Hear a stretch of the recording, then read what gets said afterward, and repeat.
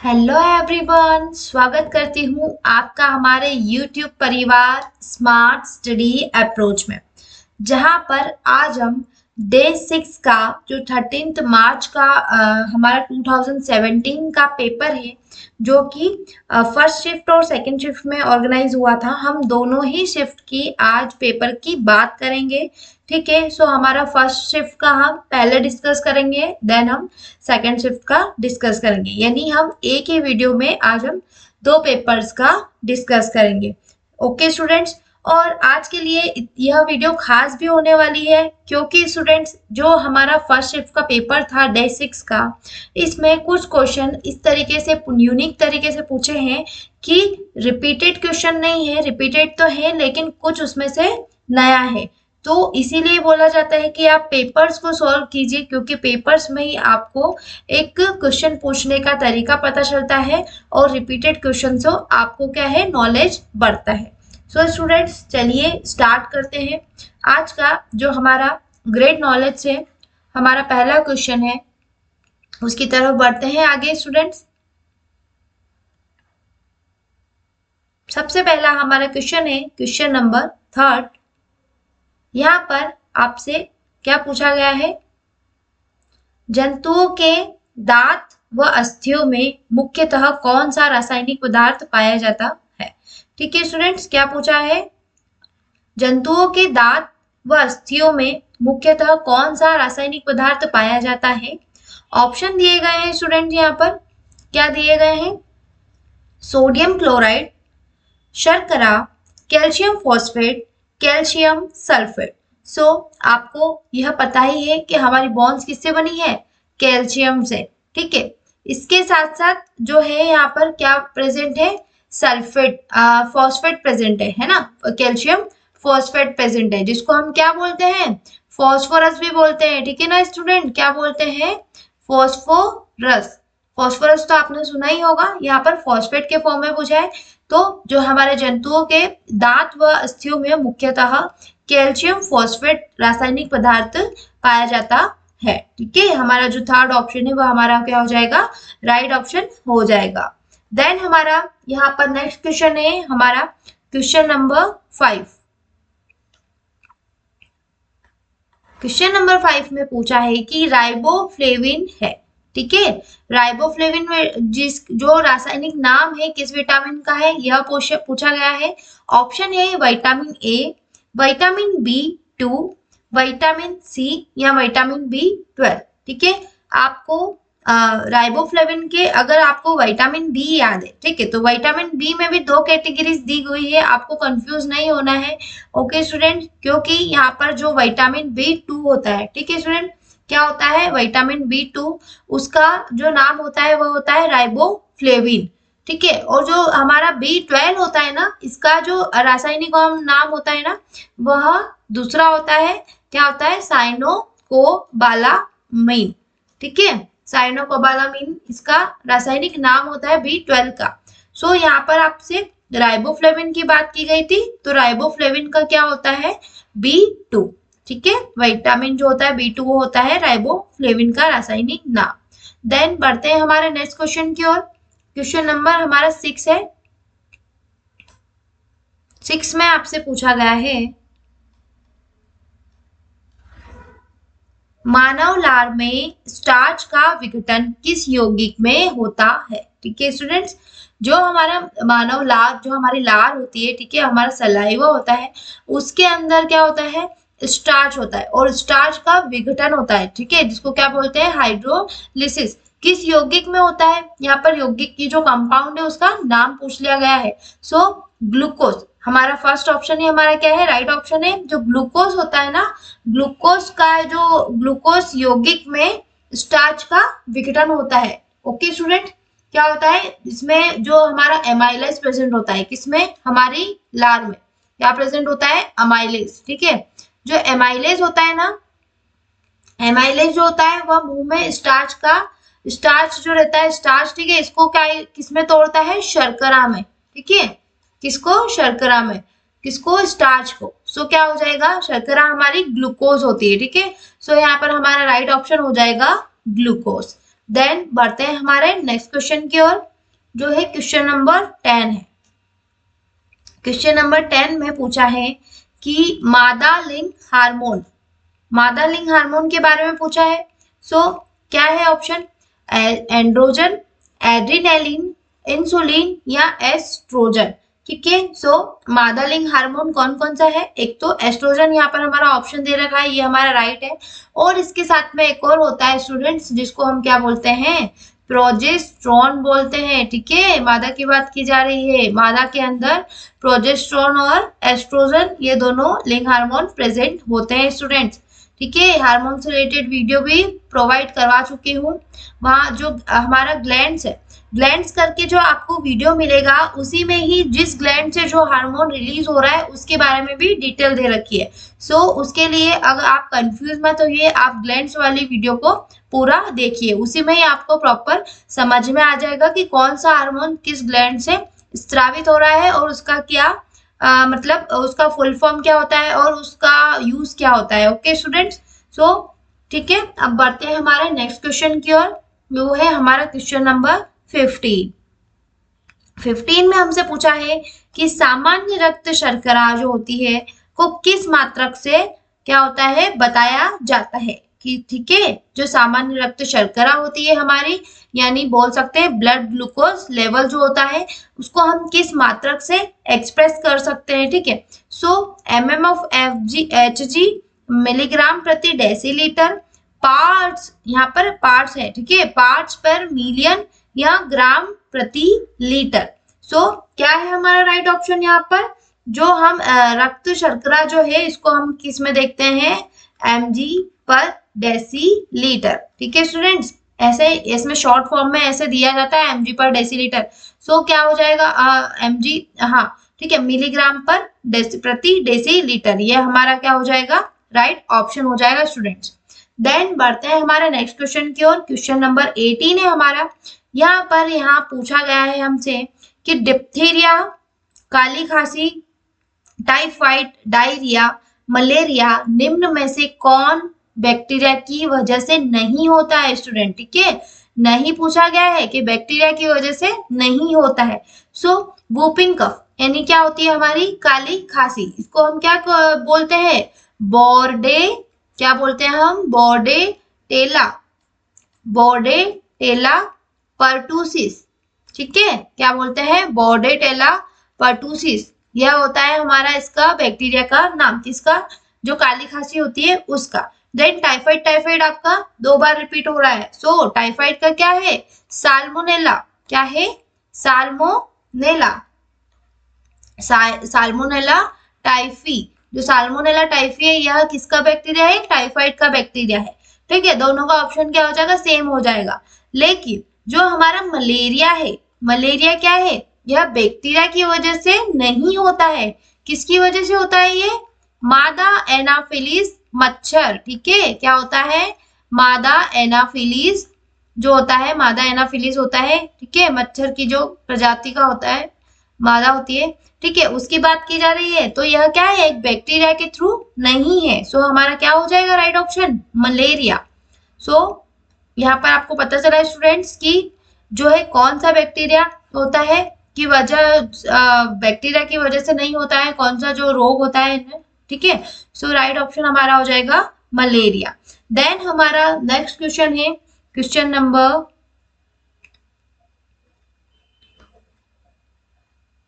32। क्या है, question number 32।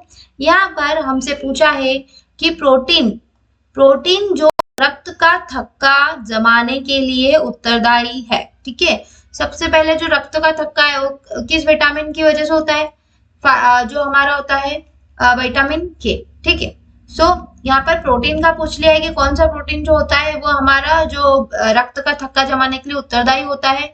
सो albumin ए, globulin, इब्रिन या फाइब्रिनोजन। सो हमारा राइट ऑप्शन क्या हो जाएगा, जो फाइब्रिनोजन होता है, ठीक है, विटामिन की का जो होता है, तो प्रोटीन जो रक्त का थक्का जमाने के लिए उत्तरदायी है वह हो जाएगा फाइब्रिनोजन। देन हमारा नेक्स्ट क्वेश्चन है क्वेश्चन नंबर 34 है हमारा। 34 का जो क्वेश्चन है एंड में प्रेजेंट है और आंसर नेक्स्ट क्वेश्चन पे है। यहाँ पूछा है कि अपरा जो है हमारा प्लेजेंटा द्वारा स्रावित होने वाला हार्मोन है। ठीक है, जो अपरा होता है अपरा द्वारा स्रावित होने वाला हार्मोन है, यह पूछा गया है आपसे। तो क्या है HCG, क्या है HCG। यहाँ पर ऑप्शन में फुल फॉर्म के टाइप से दे रखा है FSH, then prolactin, then human chorionic gonadotropin. ठीक है, क्या है HCG, देन प्रोथ्रोम्बिन। सो हमारा यहाँ पर क्या हो जाएगा राइट ऑप्शन, जो अपरा से जो हार्मोन होता है वो होता है ह्यूमन कोरियोनिक गोनेडोट्रोपिन। ठीक है, सो ह्यूमन तो आप समझ गए। ठीक है, देन कोरियोनिक क्या होता है कि जो एम्नियोटिक फ्लूइड के आसपास जो लेयर बनी होती है ना उसको हम क्या कहते हैं, कोरियोनिक। सो यहाँ पर गोनेडोट्रोपिन जो होता है hormone, gonadotropin hormone. So human chorionic gonadotropin hormone जो होता है वो हमारा अपरा प्लेसेंटा का एक हार्मोन होता है। ठीक है, स्रावित होने वाला हार्मोन होता है। देन अब हम बढ़ते हैं हमारा मेन टॉपिक की ओर, जो हमारा चाइल्ड केयर एंड एजुकेशन जो है इससे संबंधित है। सो ये देखिए हमारा पोर्शन है जो है चाइल्ड केयर एंड एजुकेशन। यहाँ पर हमारा फर्स्ट क्वेश्चन है, दोनों किसी में से एक स्थान के उपयोग को प्राथमिकता देने की प्रवृत्ति को कहा जाता है। ठीक है, जो दोनों में से किसी एक का, ठीक है, किसी एक हाथ के उपयोग को प्राथमिकता देना। ठीक है, आप या तो आप जैसे आप लेफ्ट और राइट हैंड दोनों यूज करते हैं, तो लेफ्ट और राइट हैंड में से किसी एक हाथ को, फॉर एग्जांपल हमारा राइट हाथ जो है वह बहुत वर्क करता है। ठीक है, सो राइट हाथ को हम प्राथमिकता दे रहे हैं। सो इस प्रवृत्ति को क्या कहा जाता है, प्रधान हाथ, सहायक हाथ, हस्त प्राधान्यता या अहम केंद्रिकता। सो इसमें राइट ऑप्शन क्या हो जाएगा, हस्त प्राधान्यता। प्राधान्यता यानी प्राथमिकता, सो हस्त मतलब हाथ, सो हस्त प्राधान्यता हमारा क्या हो जाएगा, ऑप्शन थर्ड हमारा जो हो जाएगा राइट ऑप्शन हो जाएगा। देन हमारा जो सेकंड क्वेश्चन है यहाँ पर पूछा है कि आंगनबाड़ी कार्यकर्त्रियां, आंगनबाड़ी सहायक, पर्यवेक्षक, बाल विकास परियोजना अधिकारी एवं जिला कार्यक्रम अधिकारी इनमें से किस संगठन योजना का जो है कार्यबल होते हैं। सो पहला हमारा ऑप्शन है WHO, देन हमारा नेक्स्ट ऑप्शन है ICDS, देन हमारा जो उसके बाद नेक्स्ट है वह है NIPPCD। ठीक है, देन है केयर। सो क्या है हमारा ICDS, integrated child development services जो होता है वह क्या करता है, हमारा जो महिलाओं बाल विकास का क्या करता है। ठीक है, सो यहाँ पर क्या है क्वेश्चन क्या पूछा गया था आपसे कि बाल विकास परियोजना अधिकारी एवं जिला कार्यक्रम अधिकारी इनमें से किस संगठन योजना का कार्यबल होते हैं, तो ICDS का। देन हमारा नेक्स्ट क्वेश्चन आता है क्वेश्चन नंबर थर्ड, दिव्यांगजन राष्ट्रीय छात्रवृत्ति योजना के अंतर्गत कार्य करती है। ठीक है, जो दिव्यांगजन राष्ट्रीय छात्रवृत्ति योजना होती है किसके अंतर्गत कार्य करती है, सो ministry of social justice and empowerment, सामाजिक न्याय एवं अधिकारिता मंत्रालय, ग्रामीण विकास मंत्रालय, शिक्षा विभाग और दिव्यांगजन कार्य विभाग। सो हमारा राइट ऑप्शन क्या हो जाएगा, सामाजिक न्याय एवं अधिकारिता मंत्रालय, इसके अंतर्गत कार्य करती है दिव्यांगजन राष्ट्रीय छात्रवृत्ति योजना। ठीक है, राइट ऑप्शन हमारा जो है फर्स्ट ऑप्शन हमारा राइट है। देन बढ़ते हैं हमारे नेक्स्ट क्वेश्चन की ओर, इनमें से कौन अधिगम को प्रभावित करता है। ठीक है, अधिगम जो हमारे लर्निंग डिसेबिलिटी है, ठीक है, सॉरी जो हाँ लर्निंग है, सॉरी अधिगम हो रहा है ना, लर्निंग है, लर्निंग को प्रभावित करता है। सो क्या है, प्रतिपुष्टि यानी फीडबैक, अर्थपूर्णता, संपूर्ण एवं आंशिक अधिगम या उपरोक्त सभी। सो जो हमारा लर्निंग प्रोसेस है, ठीक है, अधिगम, उसको प्रभावित क्या कर सकता है, फीडबैक। अगर हम फॉर एग्जांपल मैं आपको पढ़ा रही हूँ और आप अगर मुझे फीडबैक नहीं देंगे, ठीक है, मुझे कैसे पता चलेगा कि मैं जो मैं आपको समझा रही हूँ वो आपको समझ में आ रहा है या नहीं, ठीक है। देन अर्थपूर्णता, मीनिंगफुल, जो भी मैं आपको समझाती हूँ, ठीक है, अगर मैं आपको उसका मीनिंग ना बताऊं और डायरेक्ट राइट एंड रॉन्ग इस तरीके से समझाऊं तो भी क्या होगा कि लर्निंग को यह कारक प्रभावित करेगा। देन संपूर्ण एवं आंशिक अधिगम, ठीक है, पूरी तरीके से पढ़ाना और एक शॉर्ट में पढ़ाना, आंशिक, ठीक है, पार्ट, सो इनको भी जो अधिगम को यह प्रभावित करते हैं, ठीक है। तो यह जो तीनों ही है ऑप्शन हमारे क्या हो जाएंगे, अधिगम को प्रभावित करते हैं। सो हमारा राइट ऑप्शन हो जाएगा उपरोक्त सभी। देन है हमारा जो है 5 नंबर का क्वेश्चन है, यहाँ पूछा है पुरुष, ठीक है, क्वेश्चन में फर्स्ट में ही पुरुष का बता दिया है कि पुरुष की जो वह संधि विकास होता है जिसको हम क्या कहते हैं, प्यूबर्टी, ठीक है, प्यूबर्टी जो होता है पुरुष की विकास में इनमें से कौन सा एंड्रोजन एक महत्वपूर्ण भूमिका निभाता है। सो मैंने आपको क्या बताया कि जो महिला के जो सेक्स हार्मोन है वो क्या है, एस्ट्रोजन और प्रोजेस्टेरोन, ठीक है। देन यहाँ पर पुरुष की बात की गई है तो पुरुष के लिए क्या हो जाएगा, टेस्टोस्टेरोन। सो जो हमारा राइट ऑप्शन हो जाएगा वह क्या हो जाएगा, ऑप्शन नंबर 3, ठीक है, टेस्टोस्टेरोन। देन है हमारा नेक्स्ट वन है, यहाँ हमसे पूछा गया है क्वेश्चन 6 है कि इनमें से कौन पूर्व विद्यालय शिक्षा का उद्देश्य नहीं है, ठीक है, उद्देश्य नहीं है पूछा गया है।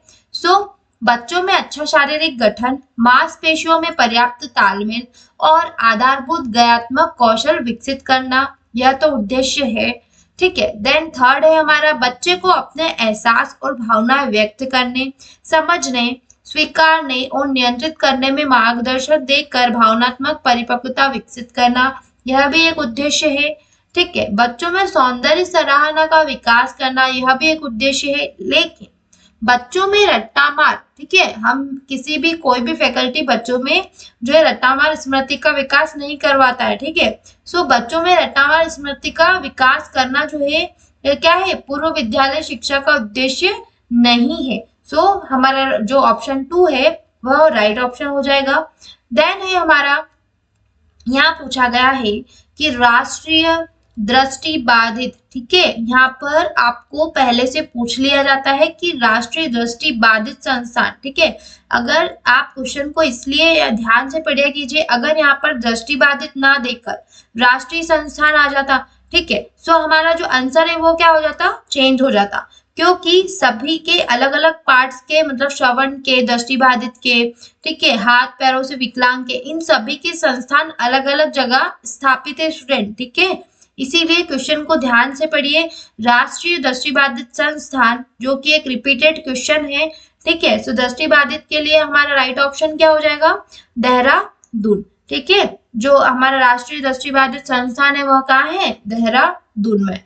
देन हमारा नेक्स्ट क्वेश्चन है वैधिक रूप से अंधे व्यक्ति की दृष्टि तीक्ष्णता से अधिक नहीं होती, ठीक है, मतलब किससे अधिक नहीं होती है, सो जो नॉर्मल लोगों की जो दृष्टि रहती है उससे अधिक नहीं हो सकती, ठीक है। सो क्या हो जाएगा हमारा ऑप्शन 20 to 150, 20/100, 20/70 या 20/200।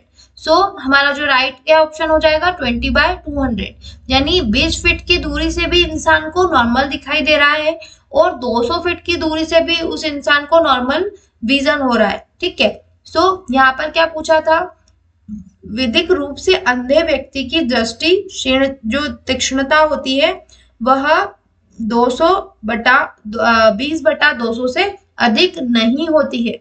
ओके स्टूडेंट्स, नेक्स्ट वन है हमारा क्वेश्चन नंबर जो है 9 है, वहां हमसे पूछा है कि बोलने सीखने में इनमें से कौन सा शामिल होता है, ठीक है।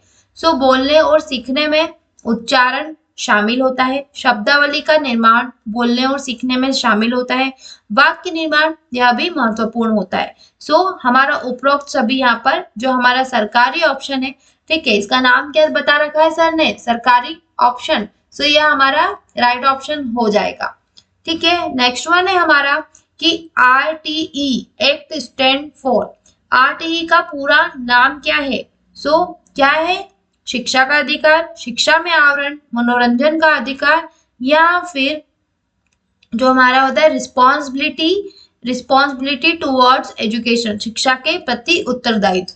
सो यहाँ पर हमारा राइट ऑप्शन क्या हो जाएगा, राइट टू एजुकेशन, शिक्षा का अधिकार। ठीक है, शिक्षा का अधिकार जो है हमारा आरटीई का जो है फुल फॉर्म है, यानी right to education. Next one है हमारा क्वेश्चन नंबर जो है क्वेश्चन नंबर 11 है। यहाँ पर पूछा गया है कि कौन सी योजना, ठीक है, योजना की बात की गई है, कौन सी योजना अशक्तताओं से पीड़ित विद्यार्थियों को सुगम्य एवं बाधा मुक्त अंतर्निर्मित बुनियादी ढांचा एवं परिवहन सुविधाओं, पुस्तकों, गणवेश एवं लेखन सामग्री, विशिष्ट अधिगम सहायक उपकरणों, सामग्री एवं छात्रवृत्ति का प्रावधान करती है। छात्रवृत्ति तो है ही, लेकिन इसके साथ में सामग्री उपकरण भी है। सो यहाँ पर देखिएगा, दिव्यांगजन राष्ट्रीय छात्रवृत्ति ओनली छात्रवृत्ति योजना है क्या, दिव्यांग बालकों हेतु व्यापक शिक्षा योजना, द्वितीय अवस्था में दिव्यांगजनों हेतु समावेशी शिक्षा, यहाँ पर अवस्था बता दी गई है। Then Rajiv Gandhi fellowship scheme, ठीक है, जो होते हैं अध्येता वृत्ति यानी फेलोशिप योजना। सो हमारा क्या हो जाएगा, राइट ऑप्शन ऑप्शन सेकंड हो जाएगा, क्योंकि दिव्यांग बालकों हेतु व्यापक शिक्षा जो योजना होती है ना, व्यापक शिक्षा योजना यानी कॉम्प्रहेंसिव एजुकेशन स्कीम जो होती है, वह क्या करती है, वह सामग्री, उपकरण और छात्रवृत्ति का प्रावधान करती है। सो हमारा ऑप्शन जो 2 हो जाएगा वह राइट ऑप्शन हो जाएगा। देन हमारा नेक्स्ट है जो है क्वेश्चन नंबर 12। यहाँ पर डिस्कस किया गया है, इनमें से कौन भारत में नर्सरी विद्यालय शिक्षा के महत्व पर बल देता है। ठीक है, इनमें से कौन है जो भारत में नर्सरी विद्यालय, ठीक है, कौन सी विद्यालय, नर्सरी विद्यालय शिक्षा के महत्व पर बल देता है। सो विद्यालय पूर्व यानी प्री स्कूल वर्षों में विकास की दर इतनी तेज होती है कि बच्चों को अधिकाधिक अनुभव दिए जा सकते हैं। देन भारत में कक्षा 1 और 2 में अत्यधिक अपव्यय और प्रगति रोध है, जिसकी रोकथाम नर्सरी विद्यालय शिक्षा के माध्यम से की जा सकती है। देन नर्सरी विद्यालय शिक्षा का प्रावधान एक सामाजिक एवं आर्थिक आवश्यकता है, क्योंकि बहुत सी माताएं काम पर बाहर जाती है और घर में छोटे बच्चों की देखभाल के लिए कोई नहीं होता है। तो ये जो महत्व है तीनों ही, ठीक है, तो हमारा क्या हो जाएगा, उपरोक्त सभी हमारा क्या राइट ऑप्शन हो जाएगा। देन हमारा जो है क्वेश्चन नंबर क्या है 13 है कि श्रवण क्षीणता जो होती है, श्रवण क्षीणता की पहचान, ठीक है, रिक्त स्थान की सहायता से की जा सकती है। यहाँ पर आप क्वेश्चन थोड़ा सा ध्यान से पढ़िएगा स्टूडेंट्स, यहाँ पर श्रवण क्षीणता कही गई है, ठीक है। सो स्नेलन चार्ट ऑप्शन है, तो स्नेलन चार्ट तो किसके लिए होता है, जो जिनके नेत्र क्षीणता होती है जिनमें, ठीक है, या फिर जो ब्लाइंड होते हैं उनके लिए। देन है कि जो होता है हुवर कैन, जो होता है हुवर कैन किसके लिए होता है, जो विकलांग होते हैं, ठीक है, जो स्टैंड लेके मतलब डंडी टाइप की स्टैंड लेके चलते हैं, ठीक है, रॉ टाइप की, तो उसको कहते हैं हुवर कैन। देन ऑर्थो के जो होता है ऑर्थोटिक अंग को सहारा देने वाला यंत्र। सो यहाँ पर किसकी बात की गई थी, श्रवण क्षीणता की। तो शुद्ध स्वर श्रव्यता मिति, ठीक है, प्योर टोन ऑडियोमेट्री जो होता है, इसकी जो होती पहचान इसकी सहायता से की जा सकती है। सो राइट ऑप्शन हमारा हो जाएगा ऑप्शन जो हो जाएगा 2। देन हमारा नेक्स्ट है, यहाँ हमसे पूछा है कि इनमें से किस अधिगम में, ठीक है, इनमें से किस अधिगम में एक अनुक्रिया के स्थान पर दूसरी का प्रतिस्थापन एवं संबंधन किया जाता है। सो यहाँ पर पूछा है प्रयत्न त्रुटि, संज्ञानात्मक अधिनियम अधिगम, चीर प्रतिष्ठित प्रानुकूलन जिसको हम क्लासिकल कंडीशनिंग भी बोलते हैं स्टूडेंट। देन आ जाता है हमारा क्रिया जो थे क्रिया प्रसूत प्रानुकूलन यानी ऑपरेंट कंडीशनिंग। सो हमारा क्या हो जाएगा राइट ऑप्शन यहाँ पर क्लासिकल कंडीशनिंग, ठीक है, ऑप्शन 3 है क्लासिकल कंडीशनिंग, जिसमें हम चीर प्रतिष्ठित प्रानुकूलन की बात करते हैं, ठीक है। इसमें क्या होता है, एक अनुक्रिया के स्थान पर दूसरी की प्रतिस्थापन। फॉर एग्जाम्पल मैं आपको बता देती हूँ, थोड़ा सा कंफ्यूजिंग जो है यह सेंटेंस है, ठीक है। सो अगर हम किसी डॉग को, ठीक है, डॉग को हम डेली फूड दे रहे हैं, ठीक है। सो जो हमने फर्स्ट टाइम दिया तो हमने क्या करा, रिंग बजाई, ठीक है, रिंग बजाई। सो रिंग बजाने से क्या हुआ कि जो डॉग था उसके अंदर थोड़ा सा मतलब ऐसा लगा उसको कि इन्होंने रिंग बजने पे खाना दिया, ठीक है। नेक्स्ट टाइम हमने फिर से रिंग बजाई और उसको खाना दिया। थर्ड टाइम हमने फिर से उसको रिंग बजाई और खाना दिया। तो एक वक्त ऐसा आएगा कि जब भी आप रिंग बजाएंगे तो उसे अवेयर हो जाएगा वो कि अब मुझे खाना मिलने वाला है, ठीक है। सो यह जो मैंने आपको बताया है यह किससे रिलेटेड है, चित्र प्रतिष्ठित प्रानुकूलन से, क्लासिकल कंडीशनिंग से यह रिलेटेड है, ठीक है, कि एक अनुक्रिया के स्थान पर दूसरी का प्रतिस्थापन एवं संबोधन किया जाता है। देन हमारा नेक्स्ट क्वेश्चन है, क्वेश्चन नंबर जो है हमारा 15 है। 15 में पूछा गया है कि निषेचित अंड कोशिका, ठीक है, निषेचित अंड कोशिका को कहते हैं। सो निषेचन होता है, ठीक है।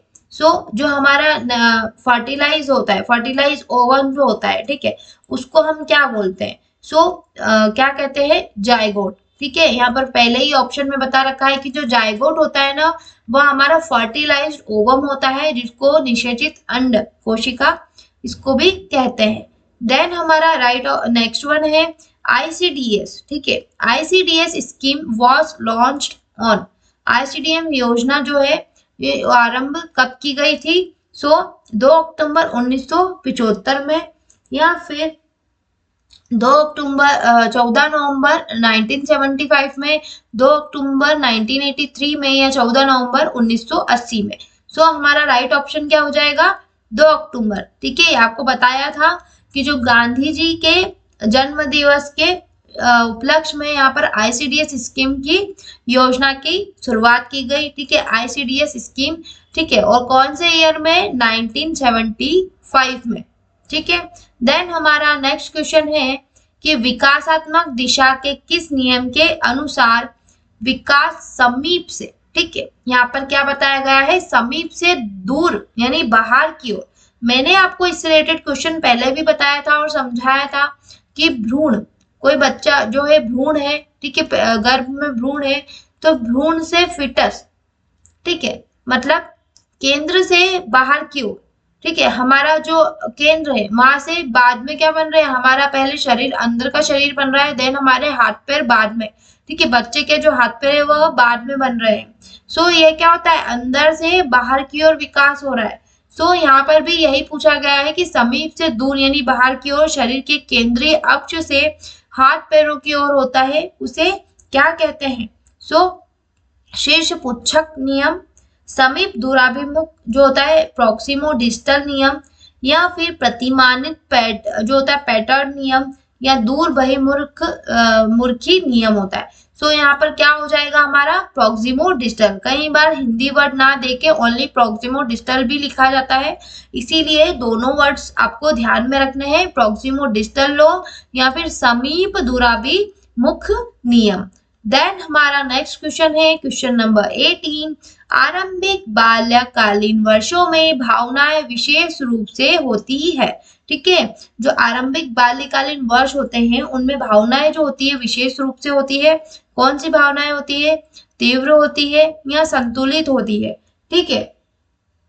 देन हमारा नेक्स्ट आ जाते हैं ऑप्शन मंद या इनमें से कोई नहीं। सो क्या हो जाएगा, तीव्र। जो आरंभिक बाल्यकालीन वर्षों में जो होती है भावनाएं जो होती है तीव्र रूप से होती है, ठीक है। देन हमारा नेक्स्ट क्वेश्चन है क्वेश्चन नंबर 19 है।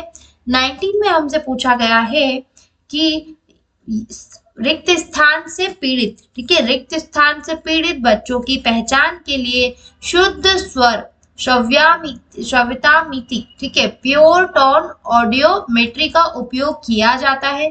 सो श्रवण क्षीणता वालों के लिए, वाक क्षीणता के लिए, अधिगम संबंधी अशक्तताओं के लिए, या दृष्टि क्षीणता के लिए। सो जो होता है हमारा श्रवण क्षीणता, ठीक है, ठीक है, जिनको हियरिंग इम्पॉर्मेंट होती है, ठीक है, सुनने में समस्या आती है। सो जो हमारे मतलब बहरे भी बोल सकते हैं कि बहरे जो बच्चे होते हैं, ठीक है, से पीड़ित बच्चों की पहचान के लिए शुद्ध स्वर सभ्यता मिति, है नहीं, और जो हमारा ऑडियोमेट्री, यह क्वेश्चन रिपीट है। अभी हमने इसको नॉर्मल तरीके से सॉल्व किया था, वहां पर डायरेक्ट पूछा था। यहाँ पर पूछा है कि जो प्योर टोन ऑडियोमेट्री का उपयोग किया जाता है तो श्रवण क्षीणता वाले बच्चों के लिए किया जाता है। देन हमारा नेक्स्ट क्वेश्चन है कि पारिस्थितिक सिद्धांत क्या है। पारिस्थितिक सिद्धांत का प्रतिपादन किसके द्वारा किया गया था। जो हमारा पहला है विगोट्स्की, देन पियाजे, देन मैस्लो या ब्रोनफेन-ब्रेनर। हमारा राइट ऑप्शन क्या है, ऑप्शन 4 ब्रोनफेन-ब्रेनर जो होते हैं, उन्होंने जो हमारे वैज्ञानिक थे, है ना, उन्होंने क्या किया था, पारिस्थितिक सिद्धांत का प्रतिपादन किया था। ठीक है स्टूडेंट्स। देन हमारा नेक्स्ट क्वेश्चन है क्वेश्चन नंबर 21। यहाँ पर हमसे पूछा गया है कि इनमें से कौन सा शब्द अपने परिवेश के साथ अंतःक्रिया करते एवं अनुकूलित होते समय क्षीणताग्रस्त या अशक्त व्यक्तियों को होने वाली समस्याओं की ओर संकेत करता है। ठीक है स्टूडेंट्स, इनमें से कौन सा शब्द अपने परिवेश के साथ अंतःक्रिया करते एवं अनुकूलित होते समय क्षीणता, ठीक है, क्या लिखा है यहाँ पर, क्षीणताग्रस्त या अशक्त व्यक्तियों को होने वाली समस्याओं की ओर संकेत करता है। विकलांगता, अशक्तता, कृत्रिमांग या ऑर्थोटिक्स। यहाँ पर हमारा क्या हो जाएगा, राइट ऑप्शन हो जाएगा विकलांगता। ठीक है, राइट ऑप्शन है हमारा विकलांगता। देन हमारा नेक्स्ट है क्वेश्चन नंबर 22। यहाँ पर पूछा गया है 22 में कि इनमें से कौन तंत्रिकीय क्षीणता का एक प्रकार है। ठीक है, किसका, तंत्रिकीय क्षीणता यानी न्यूरोलॉजिकल इम्पेयरमेंट।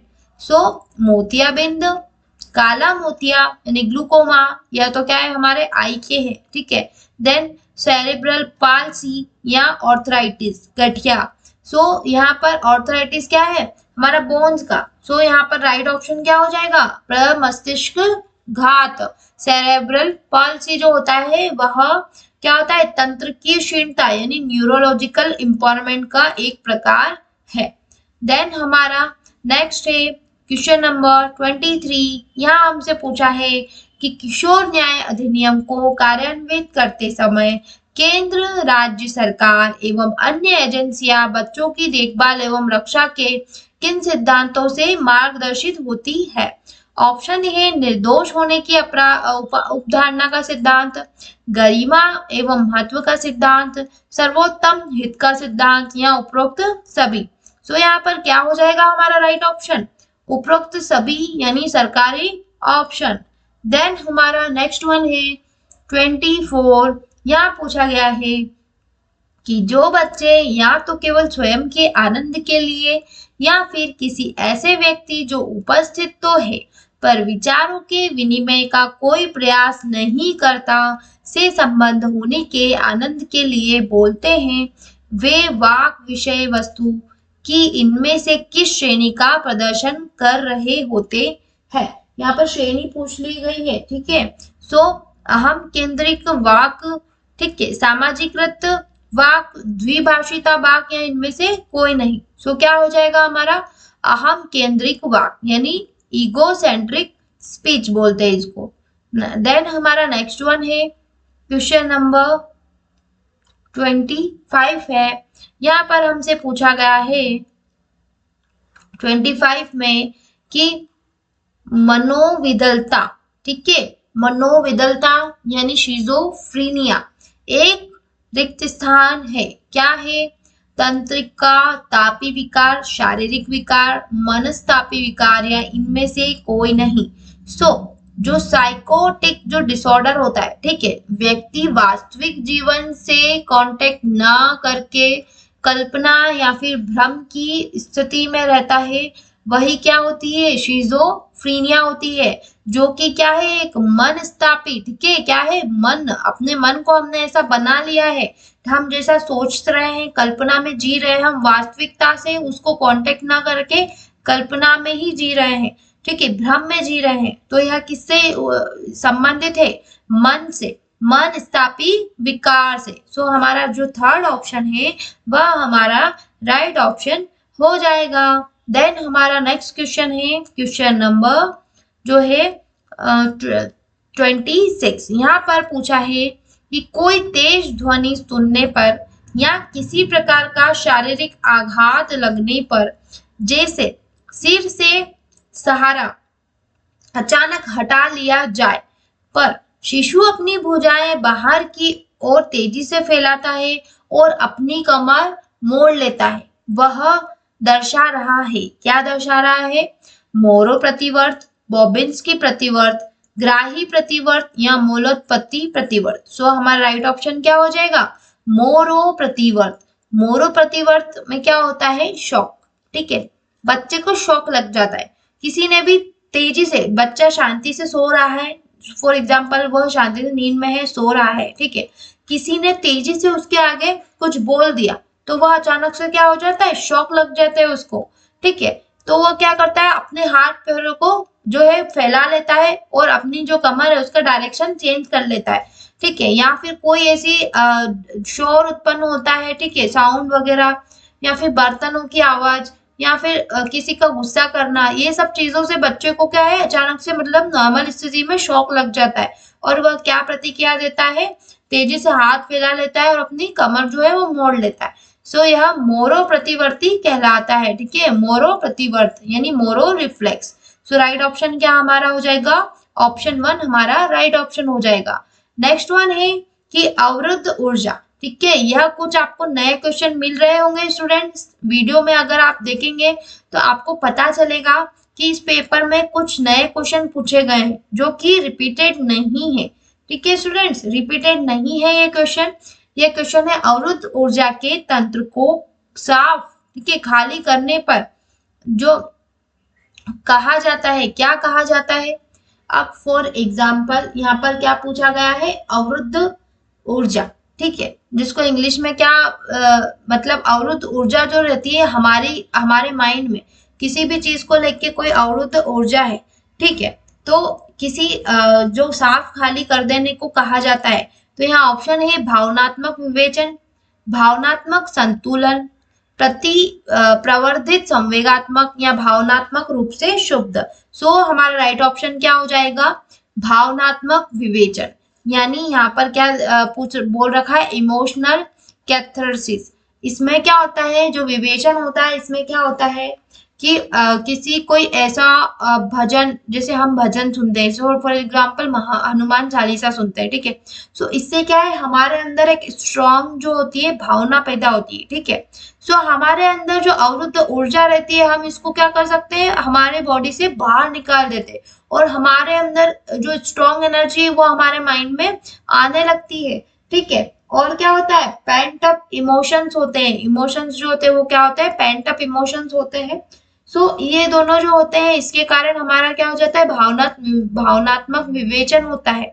सो यहाँ पर इनडायरेक्टली आपसे पूछा गया है कि अवरुद्ध ऊर्जा, ठीक है, या फिर आप ये भी कह सकते हो कि नेगेटिव थॉट्स भी बोल सकते हो इसको, कि अवरुद्ध ऊर्जा के तंत्र को खाली कर देने को कहा जाता है।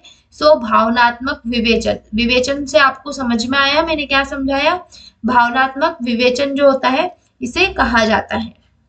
फर्स्ट ऑप्शन हमारा क्या हो जाएगा? राइट ऑप्शन हो जाएगा। नेक्स्ट वन है हमारा क्वेश्चन नंबर 28। सामाजिक समूह की नैतिक संहिताओं के अनुपालन में व्यवहार को कहा जाता है। ठीक है, व्यवहार को क्या कहा जाता है यह पूछा है। सो जो अनैतिक रहता है अनैतिक व्यवहार, देन हमारा क्या आता है? नैतिक व्यवहार। ठीक है, देन आता है गैर नैतिक या निर्नैतिक या फिर निनैतिक व्यवहार। ठीक है, सो हमारा यहाँ पर राइट ऑप्शन क्या हो जाएगा? नैतिक व्यवहार। नैतिकता से रहने वाले क्या करते हैं? नैतिक व्यवहार करते हैं। नेक्स्ट वन है हमारा क्वेश्चन नंबर 29। संज्ञानात्मक विकास की किस अवस्था में, ठीक है, अब यहाँ पर संज्ञानात्मक विकास तो है लेकिन इसकी जो अवस्था है उस अवस्था का नाम पूछ लिया गया है कि संज्ञानात्मक विकास की किस अवस्था में बच्चे भाषा एवं प्रतीकात्मक चिंतन क्या करते हैं? भाषा एवं चिंतन का उपयोग करने में समर्थ हो जाते हैं। ठीक है, समर्थ होते हैं, क्या कहलाता है? संवेदी गयात्मक ठीक है, पूर्व संक्रियात्मक, ठोस संक्रियात्मक या औपचारिक संक्रियात्मक। सो यहाँ पर हमारा राइट ऑप्शन क्या हो जाएगा, प्री ऑपरेशनल। ठीक है, वह क्या होते हैं, इस अवस्था में वह समर्थ होते हैं, ठीक है, होने लगते हैं। सो इसको हम क्या बोलते हैं, पूर्व संक्रियात्मक।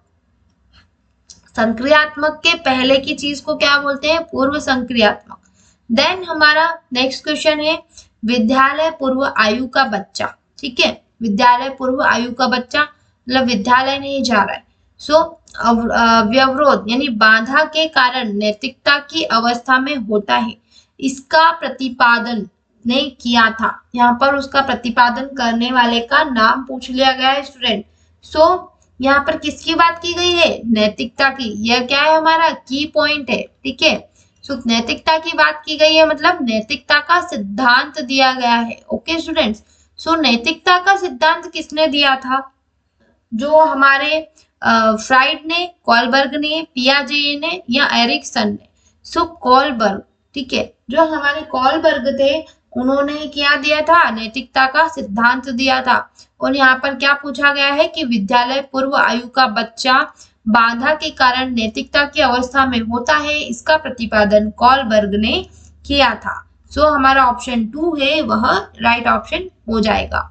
नेक्स्ट वन है हमारा क्वेश्चन नंबर 31।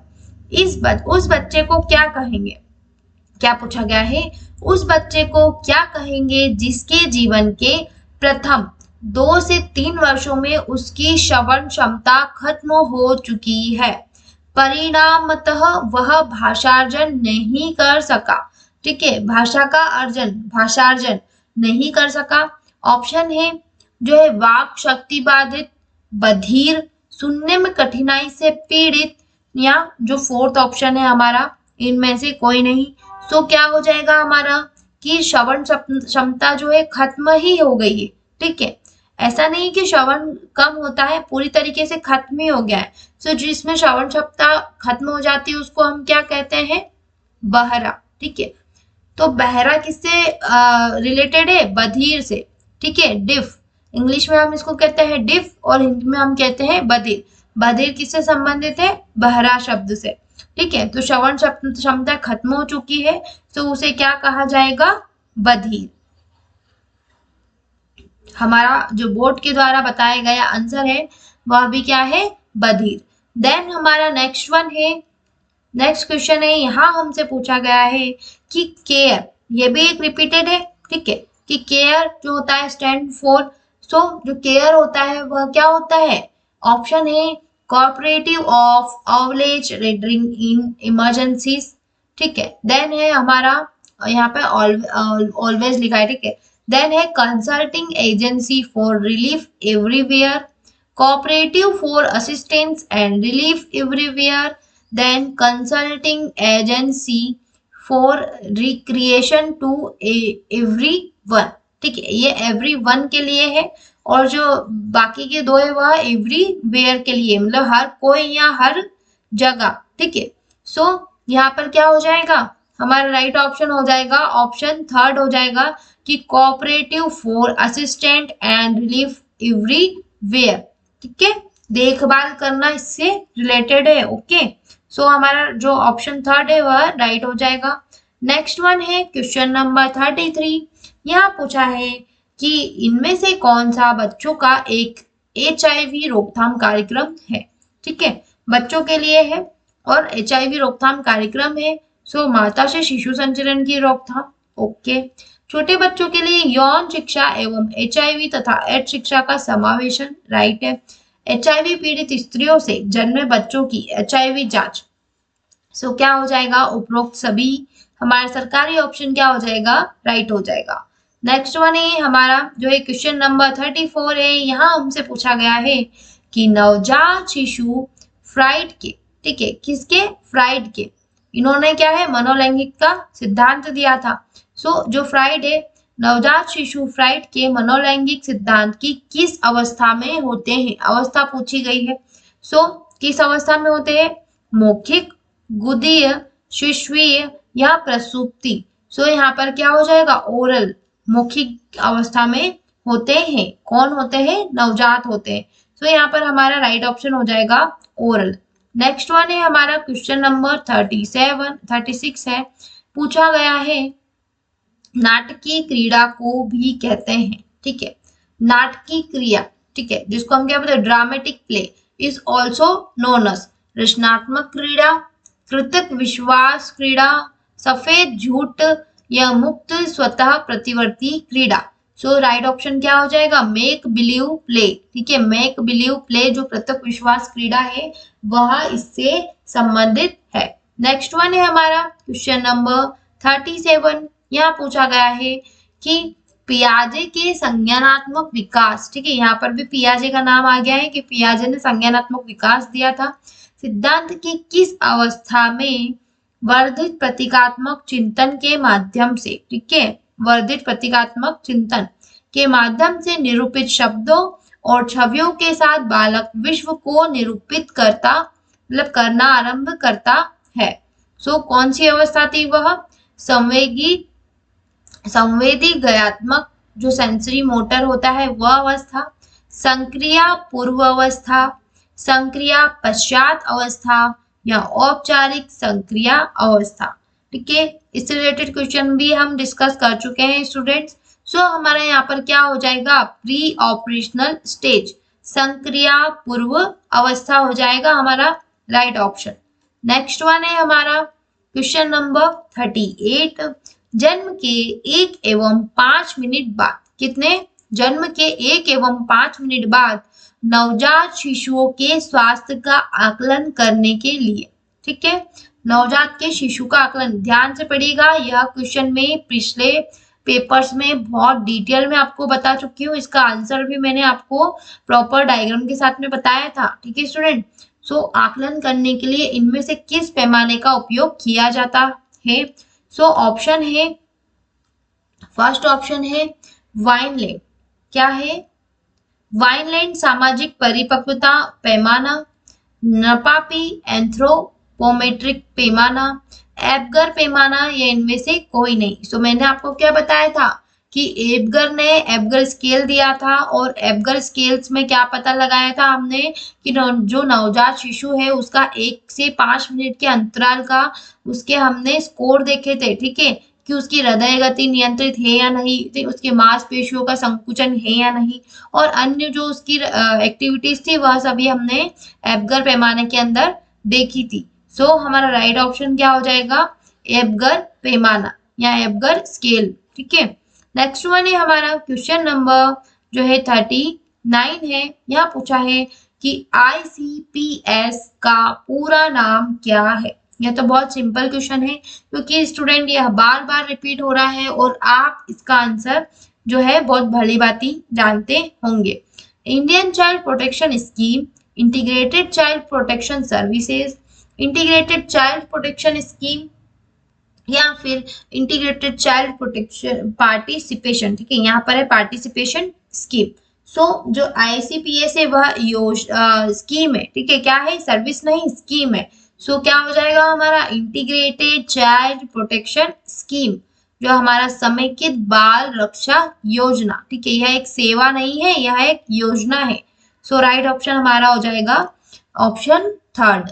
नेक्स्ट वन है क्वेश्चन नंबर 14। यहाँ पूछा गया है कि चीजों को आरोही, ठीक है, आरोही यानी बढ़ते क्रम और अवरोही यानी घटते क्रम, ठीक है, ऐसा, ठीक है। सो इस क्रम में व्यवस्थित करने को कहा जाता है। सो क्या कहा जाता है, क्रमांकन, वर्गीकरण, अभिज्ञान या संरक्षण। सो जो है एक क्रम में हम इसको लिखते हैं, ठीक है, यहाँ पर हम क्या ऐसा नहीं करते कि 1 लिख दिया तो फिर 3 लिख दिया या फिर 5 लिख दिया, ठीक है। सो हम एक क्रम में करते हैं। सो इसको हम क्या कहते हैं, क्रमबद्धन या क्रमांकन। इस जो व्यवस्थित करने को हम क्या कहते हैं, क्रमांकन। सो हमारा यहाँ पर राइट ऑप्शन हो जाएगा ऑप्शन 1। नेक्स्ट वन है हमारा क्वेश्चन नंबर 41। यहाँ पूछा गया है कि बाल श्रम, ठीक है, किसके ऊपर पूछा गया है, बाल श्रम निषेध एवं नियमन अधिनियम वर्ष में पारित हुआ था। किस वर्ष में पारित हुआ था स्टूडेंट, ऑप्शन है 1980, 1982, 1984, 1986। सो जो हमारा बाल श्रम नियम एवं नियमन जो था, निषेध एवं नियमन, यह अधिनियम वर्ष 1986, ठीक है, क्या था 1986 जो था इसमें पारित हुआ था। अगर आपको इसकी मैं डेट याद दिलाऊं तो 23 दिसंबर, ठीक है, 23 दिसंबर 1986 को जो है बाल श्रम अधिनियम जो है पारित हुआ था। सो राइट ऑप्शन हमारा हो जाएगा ऑप्शन 4। नेक्स्ट वन है हमारा क्वेश्चन नंबर 42 है। क्वेश्चन नंबर 42 में यहाँ पर डिस्कस हुआ है अधिगम।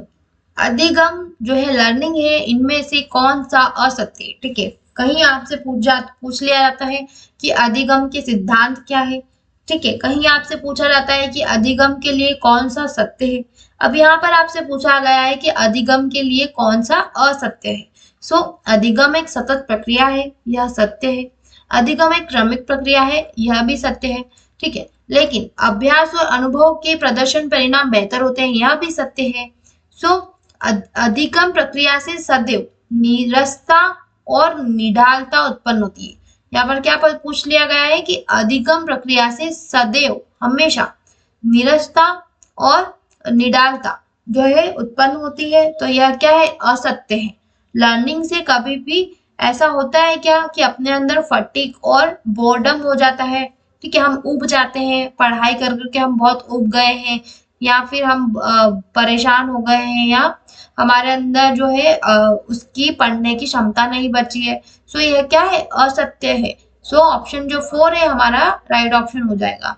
नेक्स्ट वन है क्वेश्चन नंबर 43 कि इनमें से किसमें, ठीक है, क्या बताया गया है, इनमें से किसमें अशक्त एवं विकलांग करने वाली स्थितियों को घटाने और अशक्त एवं विकलांग जनों को सामाजिक एकीकरण प्राप्त करने में सक्षम बनाने पर लक्षित सभी उपाय शामिल है। लेबलन, पुनर्वास, अभिज्ञान पहचान या इनमें से कोई नहीं। सो यहाँ पर क्या हो रहा है कि विकलांग करने वाली स्थितियों को घटाना है और अशक्त एवं विकलांग जनों को सामाजिक एकीकरण प्राप्त करने में सक्षम बनाने पर लक्षित सभी उपाय शामिल है। सो पुनर्वास, ठीक है। पुनर्वास का मीनिंग क्या होता है स्टूडेंट? पुनर्वास मतलब फिर से बसना।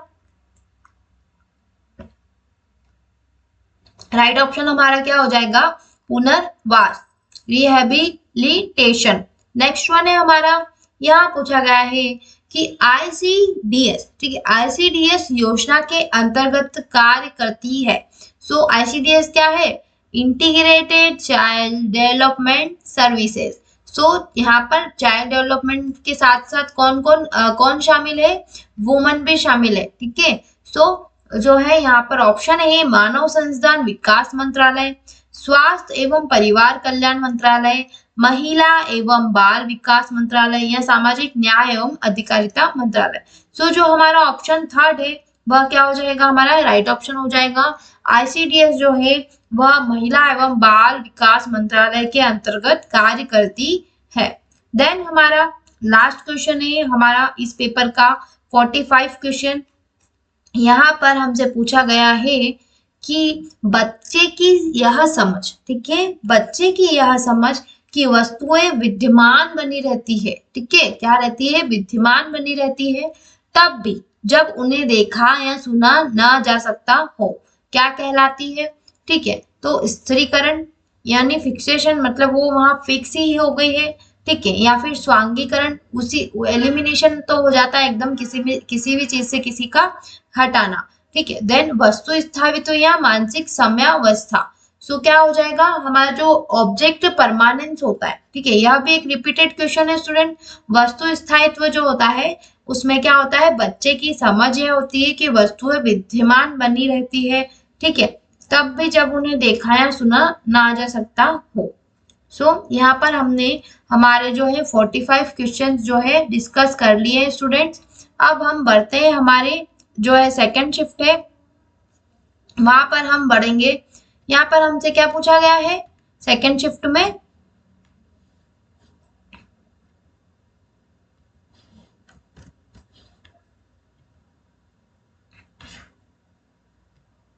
सेकेंड शिफ्ट का ये हमारा जो है डे 6 का ही पेपर है। अब हम इसके बारे में डिस्कस करेंगे स्टूडेंट, ठीक है, क्योंकि मैंने आपको क्या बताया था कि आज हम 2 पेपरों का डिस्कशन करेंगे। सो यह हमारे क्या है, सेकेंड शिफ्ट है जो डे 6 है, जो 30 मार्च को ऑर्गेनाइज हुई थी 2017 में। सो पहला हमारा जो है ग्रेड नॉलेज का पोर्शन हम देख लेते हैं। हमारा ग्रेड नॉलेज का जो पोर्शन है वहां पर 15 पेज नंबर पर ये देखिए यहाँ पर क्या मेंशन है, ग्रेड नॉलेज। यहाँ पर भी हम कुछ क्वेश्चन का देखेंगे आंसर और उनके बारे में डिस्कशन। यहाँ पर पूछा गया है कि बेरी बेरी कौन से विटामिन की कमी से होता है student? B for berry berry and B for vitamin B. बहुत सिंपल तरीका है इसको याद करने का। सो यहाँ पर फर्स्ट ही ऑप्शन है हमारा विटामिन बी जो है बेरी बेरी जो होता है विटामिन बी की कमी से होता है। नेक्स्ट वन है हमारा क्वेश्चन नंबर है 3rd। क्वेश्चन नंबर 3rd में पूछा गया है कि अतिरिक्त रचना को भ्रूण को पोषण प्रदान करती है, ठीक है, जो अतिरिक्त रचना है, ठीक है, तो जो भ्रूण है उसको पोषण प्रदान करती है। तो कौन प्रदान करती है भ्रूण को पोषण? उल्ब, जरायु, नाभिक या अपरा। सो हमारा राइट ऑप्शन क्या हो जाएगा? प्लेसेंटा यानी अपरा। जो अम्बेलिकल कॉर्ड होती है वो क्या होती है? अपरा से कनेक्टेड होती है। पहले पोषण अपरा में आता है, देन अम्बेलिकल कॉर्ड के थ्रू क्या होता है, हमारे फिटस के अंदर प्रवेश करता है। सो यहाँ पर हमारा राइट ऑप्शन क्या रहेगा? अपरा। नेक्स्ट वन है हमारा क्वेश्चन नंबर 22।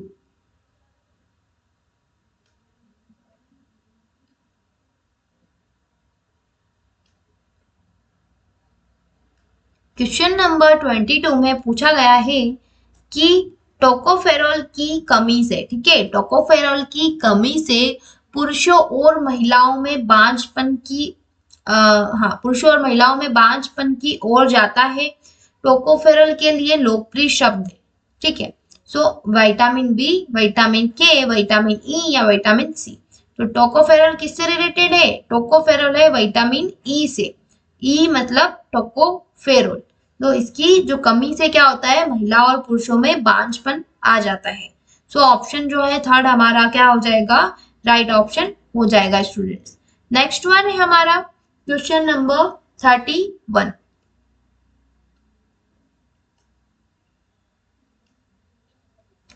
में पूछा है कि ग्लाइकोजन को सामान्यतः कहा जाता है, ठीक है, क्या कहा जाता है ग्लाइकोजन को सामान्यतः?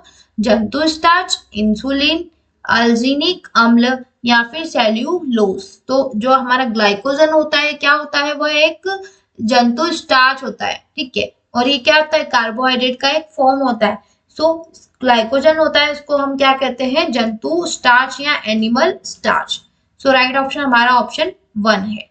नेक्स्ट वन है हमारा क्वेश्चन नंबर जो है 35 है।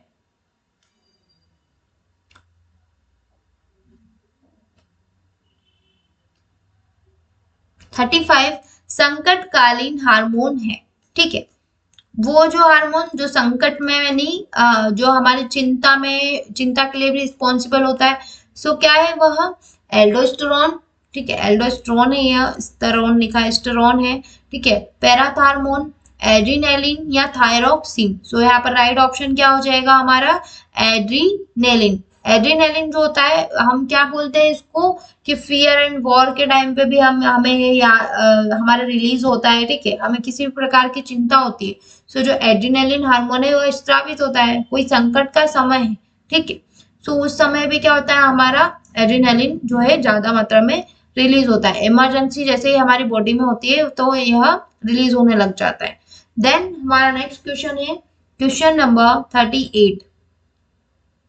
38 में पूछा गया है कि एक चीर परिचित, ठीक है, क्या पूछा गया है? एक चीर परिचित सूक्ष्म जीवीय कीटनाशी है, क्या है? कैंडिडा, ईस्ट, बैसिलस thuringiensis या स्टेफिलोकोकस ऑरियस। तो स्टेफिलोकोकस तो नहीं है, यहाँ पर सूक्ष्मजीवी कीटनाशी पूछा गया है, सो हमारा क्या हो जाएगा बैसिलस। ठीक है, इसकी शेप क्या होती है बैसिलस के अकॉर्डिंग भी होती है। सो बैसिलस जो थूरीजेनेसिस जो होता है यह क्या होता है हमारा एक सूक्ष्मजीवी कीटनाशी होता है।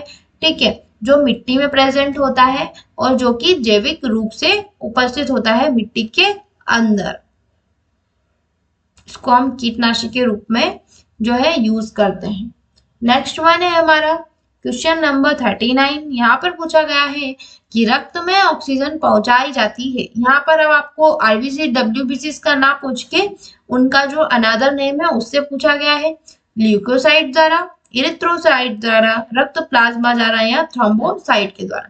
सो ल्यूकोसाइट किसको हम कहते हैं स्टूडेंट डब्ल्यूबीसी को, देन इरिथ्रोसाइट आरबीसी को, देन रक्त प्लाज्मा तो ब्लड प्लाज्मा ही है, और जो थ्रोम्बोसाइट होता है हम उसको क्या बोलते हैं प्लेटलेट्स। ठीक है, क्या कहते हैं प्लेटलेट्स। तो अब आपको स्टूडेंट क्लियर हो गया होगा कि जो आरबीसीज हमारी होती है, आरबीसीज क्या करती है हमारे रक्त में ऑक्सीजन पहुंचाती है, या फिर एरिथ्रोसाइट क्या बोल सकते हैं हम इसको एरिथ्रोसाइट।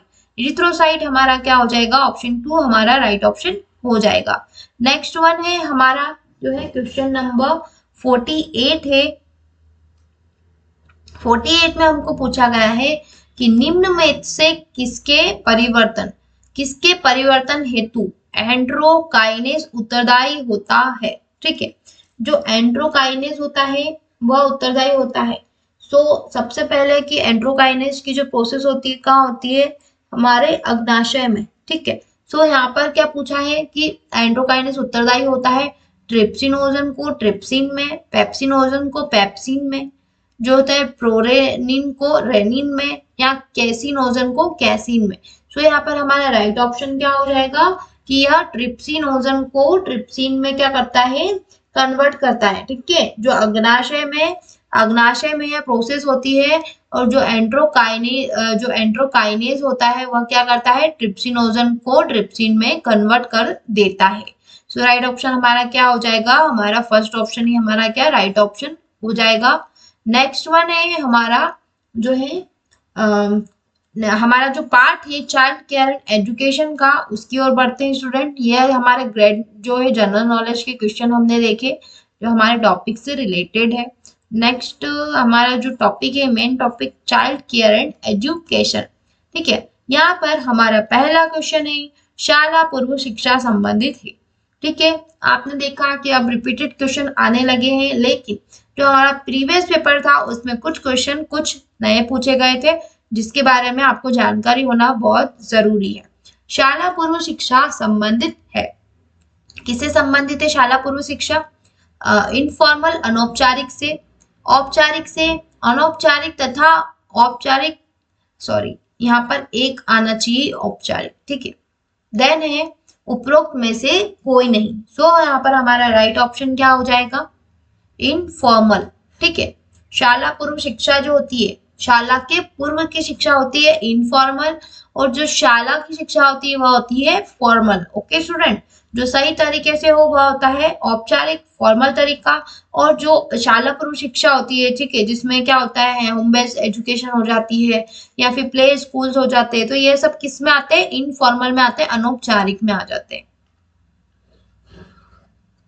नेक्स्ट वन है हमारा क्वेश्चन नंबर जो है सेकंड है संरक्षण की आवश्यकता क्यों है। ठीक है, संरक्षण की आवश्यकता क्यों है? विकास के लिए।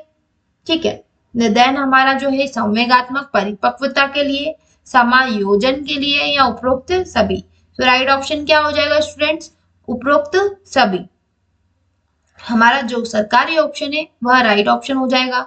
नेक्स्ट वन है विकास के निर्धारक तत्व है। डेवलपमेंट के लिए हमारे निर्धारक तत्व कौन से हैं? तो हमारी वृद्धि, हमारा विकास, हमारी परिपक्वता, यह सब हमारे क्या हो जाएंगे ऑप्शन हो जाएंगे।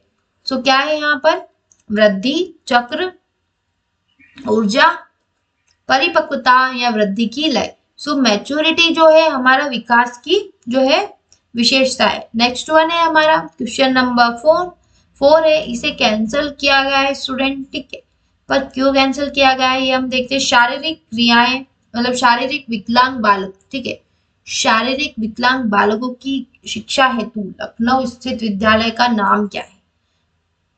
अब आपने जो हमारा यहाँ पर क्या है, लखनऊ, लखनऊ में है क्या? जो हमारा दृष्टिबाधित है वह क्या है, चेतना केंद्र है, ठीक है।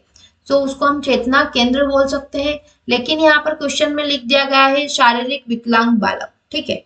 इस वजह से भी हो सकता है स्टूडेंट। सो आप कंफ्यूज मत होइएगा, मैंने आपको राइट आंसर बता दिया है कि जो इस विद्यालय का नाम पूछा था, इनका एम था जो पूछने का, वह क्या था, चेतना केंद्र। नेक्स्ट वन है हमारा क्वेश्चन नंबर 4, औपचारिक शिक्षा की विशेषता, इनफॉर्मल एजुकेशन। अब यहाँ पर आप देखिए कि औपचारिक किसको बोलते हैं, किसको बोलते हैं, फॉर्मल एजुकेशन को, ठीक है, फॉर्मल एजुकेशन को। यह क्या है, ईएसबी ने खेल खेल रखा है, या फिर ईएसबी के द्वारा ये जो मिस्टेक्स है ये मैं आपको बता रही हूँ कि आप इस समय कंफ्यूज मत होइएगा, इसीलिए दोनों प्रोनाउंसिएशन आपको पढ़ने का कहा जाता है, ठीक है। यहाँ पर दो मिस्टेक्स है। पहली मिस्टेक्स की इन्होंने आंसर में पूछ लिया कि औपचारिक शिक्षा की विशेषता, ठीक है, यह हमारा मेन पूछने का उद्देश्य था, या फिर ईएसबी का पूछने का उद्देश्य था। लेकिन यहाँ पर इंग्लिश में क्या लिखा है, कैरेक्टरिस्टिक्स ऑफ इनफॉर्मल एजुकेशन, ठीक है। क्या पूछ लिया गया है, इनफॉर्मल मतलब क्या, अनौपचारिक, ठीक है। समझ आया आपको कहां पर डिफेक्ट है? यहाँ पर अनौपचारिक की बात की गई इंग्लिश में, और इधर औपचारिक की बात की गई, इनफॉर्मल की और फॉर्मल की। देन हमारा जो ऑप्शन 1 है उसमें भी सेम जो है क्वेश्चन क्या है, रिपीट कर दिया है। ये कोई ऑप्शन ही नहीं है, ये तो एक क्वेश्चन ही है कि कैरेक्टरिस्टिक्स ऑफ इनफॉर्मल एजुकेशन या औपचारिक शिक्षा की विशेषता है। इसको हटाकर आपके पास 3 ऑप्शन है स्टूडेंट, ठीक है। सो आपका मेन क्वेश्चन क्या हो जाएगा कि औपचारिक जो शिक्षा है उसकी विशेषताएं बताइए, ठीक है स्टूडेंट। सो ऑप्शन क्या है हमारे, लाइफ लॉन्ग एजुकेशन यानी जीवन पर्यंत शिक्षा है, निरंक पाठ्यक्रम है।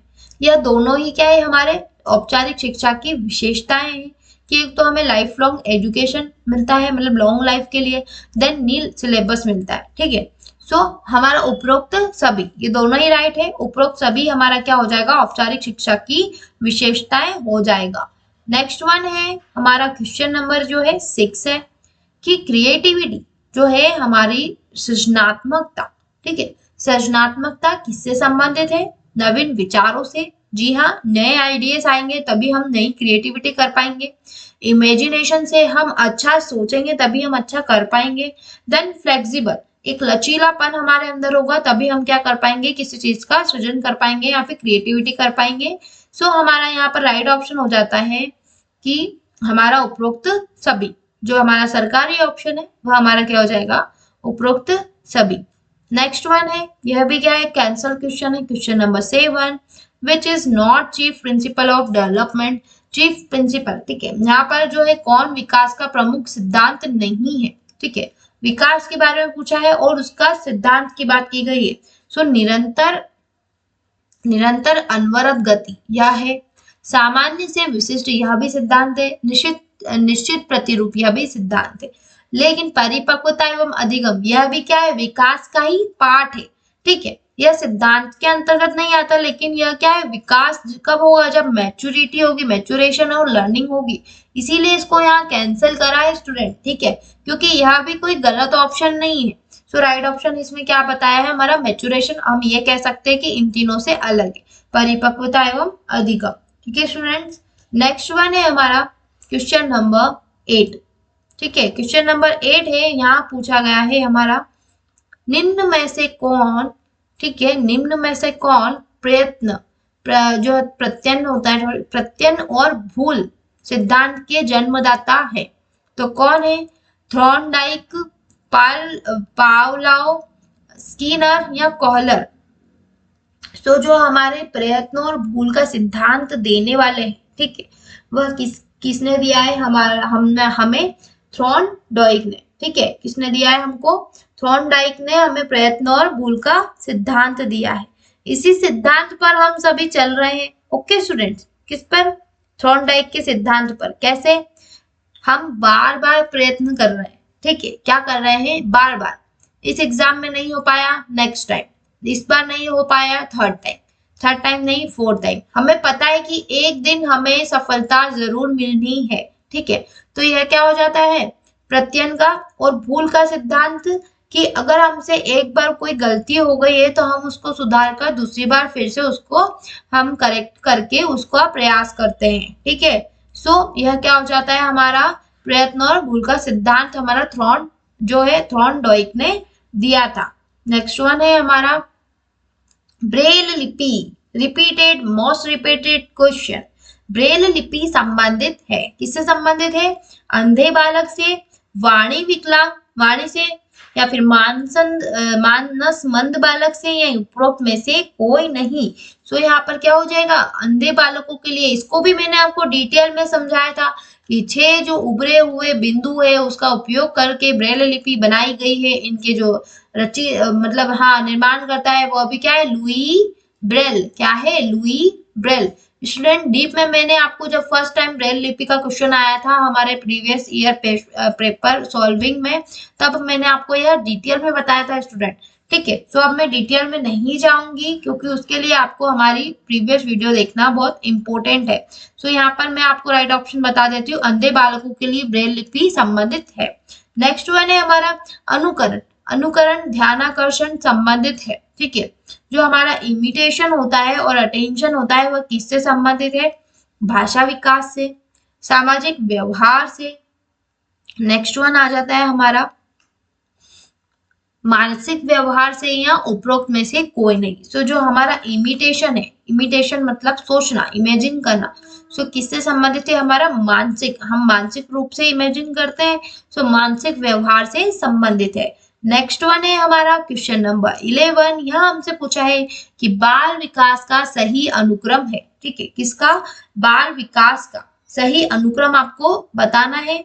बचपन या बाल्यावस्था, गर्भावस्था या बचपन, गर्भावस्था या बाल्यावस्था, बाल्यावस्था या गर्भावस्था। सो जो बाल विकास है उसका सही अनुक्रम हमारा हो जाएगा जो प्रीनेटल और इन्फेंसी, यानी गर्भावस्था और बचपन।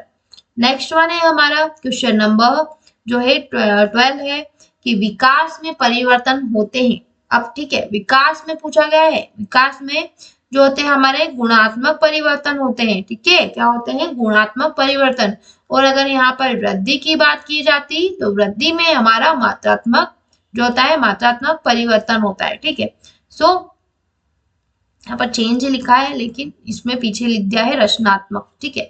सो कहीं ये ऑप्शन राइट ही होता है वृद्धि के लिए, कि हमारा जो है क्वांटिटेटिव चेंजेस आते हैं हमारे वृद्धि के अंदर और विकास में गुणात्मक परिवर्तन आते हैं, ठीक है स्टूडेंट्स। नेक्स्ट वन है हमारा क्वेश्चन नंबर 13।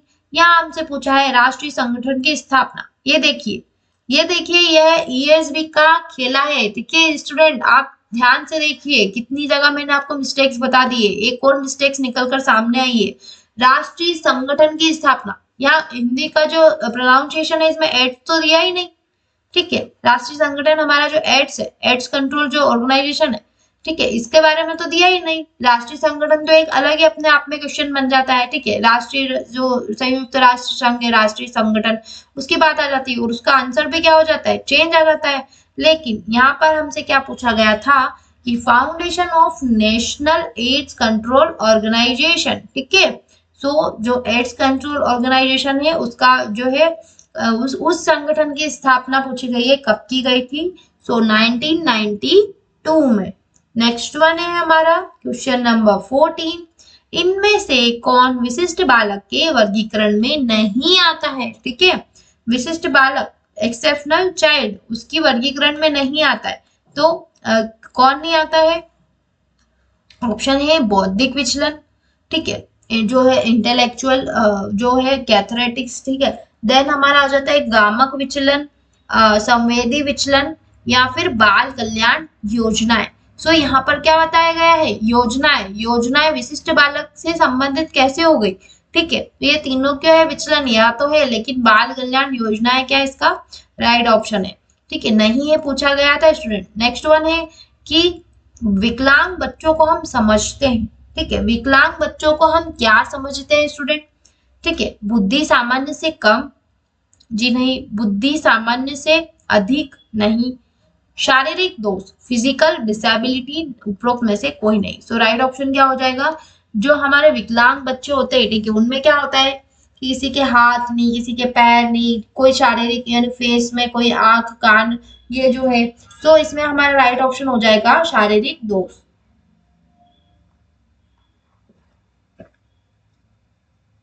नेक्स्ट वन है हमारा क्वेश्चन नंबर 16, निम्न में से कौन सी भाषा विकास की अवस्था नहीं है।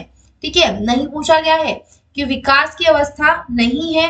सो बोलने की तैयारी, वाक्य प्रयोग, शुद्ध उच्चारण या सामाजिकरण।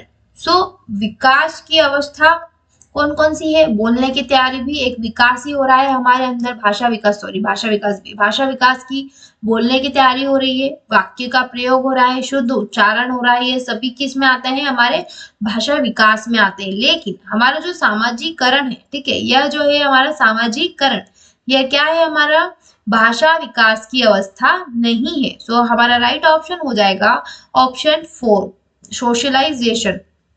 नेक्स्ट वन है कि CWSN, ठीक है, CWSN जो होता है विशेष आवश्यकता वाले बच्चों को मुख्य धारा से जोड़ने के लिए पहल है। ठीक है, सो क्या है, यह राइट है या रॉन्ग है, सत्य है या असत्य है। सो यहाँ पर हमारा राइट ऑप्शन हो जाता है यह सत्य है। CWCN जो होता है specially mean for child with special need connecting them with main stream क्या है, जो है राइट है। सो हमारा ऑप्शन हो जाएगा राइट, ट्रू। नेक्स्ट वन है question number 18, who is the foundation of creative test. ठीक है, तो सृजनात्मक परीक्षण के निर्माता कौन है। अभी तक आपसे संज्ञानात्मक के बारे में पूछ रहे थे, ठीक है, और सिद्धांतों के बारे में पूछ रहे थे, लेकिन यहाँ पर आपसे पूछ लिया गया है सृजनात्मक परीक्षण। यह एक नया है, ठीक है, यह रिपीटेड क्वेश्चन में से नहीं है। सो यहाँ पर ऑप्शन क्या दिए हैं, गिलफोर्ड, फ्रॉयड, स्किनर या पावलोव। सो राइट ऑप्शन क्या है हमारा, गिलफोर्ड जो है सृजनात्मक परीक्षण के निर्माता है। नेक्स्ट वन है हमारा प्रीनेटल का अर्थ, मीनिंग ऑफ प्रीनेटल। सो जन्म पूर्व समय, जन्म के बाद का समय, गर्भाधान या पिंड अवस्था। सो प्रीनेटल जो होता है वह हमारा क्या हो जाता है, जन्म के पूर्व का समय, जब गर्भावस्था रनिंग में होती है। ठीक है, सो उसको हम क्या बोलते हैं, प्रीनेटल स्टेज। नेक्स्ट वन है हमारा है कि समेकित बाल विकास सेवा योजना। यह भी एक रिपीटेड क्वेश्चन है स्टूडेंट, कि जो समेकित बाल विकास सेवा योजना है वो कब प्रारंभ हुई थी, 1975। जो इसका फर्स्ट ऑप्शन है वही क्या हो जाएगा, राइट ऑप्शन हो जाएगा। 1975 में जो integrated child development services ICDS जो हुई थी, स्टार्ट हुई थी, किसमें हुई थी, 1975 में। नेक्स्ट वन है हमारा कि निरंतर चलने वाली प्रक्रिया। ठीक है, जो प्रक्रिया निरंतर चलती रहती है उसे क्या कहा जाता है। सो ऑप्शन दिए गए हैं कि निरंतर चलने वाली प्रक्रिया में वृद्धि एवं विकास या इनमें से कोई नहीं। सो राइट ऑप्शन क्या हो जाएगा हमारा, विकास। जो हमारी निरंतर प्रक्रिया है वह क्या हो जाएगा, विकास। नेक्स्ट वन है हमारा question number 22, AIDS causes through. जो एड्स होता है वह किसके थ्रू फैलता है, ये भी क्वेश्चन रिपीटेड क्वेश्चन है स्टूडेंट। विषाणु से, सर्दी जुकाम से, मच्छर से या उपरोक्त सभी। सो विषाणु मतलब वायरस कौन सा, HIV human immuno deficiency virus. ठीक है, सो राइट ऑप्शन हमारा क्या हो जाएगा, विषाणु से। नेक्स्ट वन है हमारा क्वेश्चन नंबर 23, निम्न में से कौन सीखने का नियम नहीं है। ठीक है, निम्न में से कौन सीखने का नियम नहीं है, तत्परता का नियम, अभ्यास का नियम, प्रभाव का नियम या मेंडल का नियम। सो आप देखिए कि जो तत्परता का नियम है यह क्या है, रेडीनेस है, ये क्या है, सीखने का नियम है। अभ्यास करना भी सीखना होता है, प्रभाव का नियम भी जो है सीखने का नियम है। लेकिन मेंडल का नियम क्या है, आनुवंशिकता का नियम है। तो मेंडल का नियम हमारा क्या हो जाएगा, यह हो जाएगा राइट ऑप्शन, यह सीखने का नियम नहीं है। नेक्स्ट वन है हमारा निर्देशन के उद्देश्य। जो हमारा पर्पस ऑफ इंस्ट्रक्शन इज, सो क्या है, योग्यताओं का विकास, ठीक है, निर्देशन देना है, ठीक है, निर्देश देने से निर्देशन, सो योग्यताओं का विकास होगा, व्यक्तित्व विकास में सहायता होगी, निर्णयों में सहायता होगी। सो हमारा जो उपरोक्त सभी हमारा सरकारी ऑप्शन क्या हो जाएगा, हमारा राइट ऑप्शन हो जाएगा। नेक्स्ट वन है हमारा क्वेश्चन नंबर 25 है। यहाँ हमसे पूछा गया है कि विशिष्ट बालकों के गुण सामान्य बालकों से भिन्न होते हैं, ठीक है, जो विशिष्ट बालक होते हैं ना, उनके जो गुण होते हैं सामान्य बालकों से भिन्न होते हैं, तो वह कौन से गुण होते हैं, मात्रात्मक होते हैं, गुणात्मक होते हैं, दोनों होते हैं, या फिर इनमें से कोई नहीं होते। सो राइट ऑप्शन क्या हमारा हो जाएगा कि विशिष्ट बच्चों से सामान्य बच्चों के गुण क्या होते हैं, मात्रात्मक और गुणात्मक। ठीक है स्टूडेंट, नेक्स्ट वन है हमारा कि ICDS scheme is related to, ठीक है, एकीकृत बाल संरक्षण योजना किससे संबंधित है, बाल अधिकारों की रक्षा से, बाल विकास से, बाल संरक्षण से, या बाल देखभाल से। तो यहाँ पर क्वेश्चन में ही आपको आंसर बता रखा है कि एकीकृत बाल संरक्षण, बाल जो बाल है बच्चा है उसका संरक्षण, सो जो है बाल संरक्षण, चाइल्ड प्रोटेक्शन, इसका राइट ऑप्शन हो जाएगा। नेक्स्ट वन है क्वेश्चन नंबर 27। यहाँ पर थोड़ा सा जोर दीजिएगा बच्चों कि national handicap organisation is situated at, ठीक है, जो राष्ट्रीय विकलांग है, ठीक है, यहाँ पर पूछ लिया गया है विकलांग, ठीक है, इसको हम समझ क्या सकते हैं, शारीरिक विकलांग, ठीक है, शारीरिक तरीके से विकलांग है। तो शारीरिक संस्थान कहाँ है, ठीक है, राष्ट्रीय विकलांग संस्थान कहाँ है, नई दिल्ली में, मुंबई में, देहरादून में है, कोलकाता में। सो जो हमारे राष्ट्रीय संस्थान है, ठीक है, डिसेबिलिटीज के लिए, हैंडीकैप्स के लिए, वह भी अलग अलग तरीके के स्टूडेंट, यही मैं आपको बताना चाह रही हूँ कि जैसे राष्ट्रीय विकलांग संस्थान तो हमारा न्यू दिल्ली में, ठीक है, कहाँ है, न्यू दिल्ली में, लेकिन कुछ मैं आपको ऐसे बताना चाह रही हूँ जो आप नोटिस कर लीजिए स्टूडेंट, क्योंकि नेक्स्ट टाइम वह भी आपसे पूछे जा सकते हैं स्टूडेंट, ठीक है। सो पहले तो आपने देख लिया कि नई दिल्ली में हमारा क्या है, राष्ट्रीय विकलांग संस्थान है, ठीक है, लेकिन कई बार आपसे दृष्टि वाला पूछा जाता है, तो वह भी आपको पता ही है कि दृष्टि वाला जो है संस्थान है कहाँ है, देहरादून में, ठीक है, कहाँ है, देहरादून में। नेक्स्ट वन है आपसे पूछा जा सकता है कि बहु विकलांग, ठीक है, मतलब अलग अलग पोर्शन से वह विकलांग है, या फिर एक ही साथ उसे बहुत सारी समस्याएं हैं, ठीक है, हाथ भी नहीं है, पैर भी नहीं है, ठीक है, कमर में भी उनका जो है वर्क नहीं करती। सो बहुविकलांग होते हैं वह किसके अंतर्गत आ जाते हैं, बहुविकलांग होते हैं वह चेन्नई के संस्थान के अंतर्गत आ जाता है, किसके अंतर्गत, चेन्नई के अंतर्गत, ठीक है। नेक्स्ट टाइम आपसे ये पूछे जा सकते हैं, इसीलिए मैंने सोचा कि मैं आपको थोड़ा सा इसके बारे में बता दूं। देन पुनर्वास, पुनर्वास तो आपने अभी इससे रिलेटेड क्वेश्चन देखा ही था, रिहेबिलिटेशन। सो यह किसके अंतर्गत आता है, कटक, यह कुछ एक यूनिक सिटी है कटक, ठीक है। सो आपको यह याद रखना है कि पुनर्वास जो है वह कटक से है। नेक्स्ट वन है हमारा श्रवण, क्या है, श्रवण, यह भी आपसे पूछा जा सकता है कि जो राष्ट्रीय जो है श्रवण विकलांग संस्थान, ठीक है, जो या फिर श्रवण अक्षमता वाला संस्थान कहाँ स्थित है। सो कहाँ पर स्थित है, यह मुंबई में, ठीक है स्टूडेंट, कहाँ पर स्थित है, यह मुंबई में।